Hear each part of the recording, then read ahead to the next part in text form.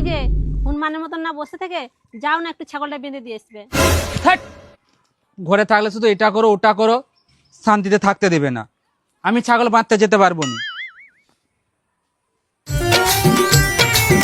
ঠিক আছে, আমি ছাগলটা বেঁধে দিয়ে আসতেছি।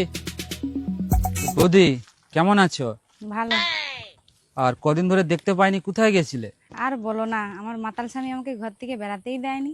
আর জানো তোমার জন্য আমার কত মন খারাপ হচ্ছে, তোমাকে দেখতে পাইনি বলে। তাই নাকি? আমার জন্য তোমার মন খারাপ? আমি তোমার কি করে ফেলেছি? তুমি আমার মন চুরি করে নিয়েছো, আমি তোমাকে ভালোবেসে ফেলেছি। তাই নাকি? হ্যাঁ। আমিও তোমাকে মনে মনে ভালোবেসে ফেলেছি, কিন্তু বলতে পারিনি। তাই? তাহলে এখন একটা কিস দাও। এখন এখন যদি কেউ দেখে ফেলে? আর তোমার বউ? আরে কেউ দেখবে না, আর আমার বউয়ের কথা বলনি, সে এখন মাছ বাজতে লেগেছে, তার 1 ঘন্টা লেগে যাবে। যদি চলে আসে? আসবে না বললাম তো। আচ্ছা না, ছাগলগুলোকে ছেড়ে দিবে তো? ঠিক আছে দাও। প্রেম করে আসছে, প্রেম শালা। হারামজাদা প্রেম করতেছে, প্রেম ওই করে ছাগল মারতেছ না? তুমি যেটা ভাবছো সেটা